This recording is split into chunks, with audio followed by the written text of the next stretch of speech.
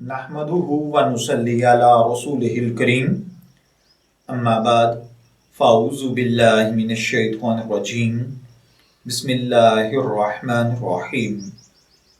अस्सलामु अलैकुम dear viewers, आपके फेवरेट इंफॉर्मेटिव चैनल से मैं हूं शब्बीर अहमद।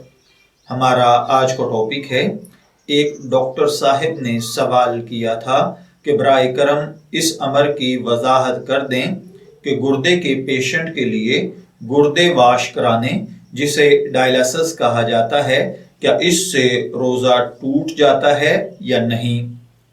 तो देखिए भाइयों और बहनों, डायलिसिस में मसनूई गुर्दे की मशीन से इंसानी जिस्म का खून साफ किया जाता है।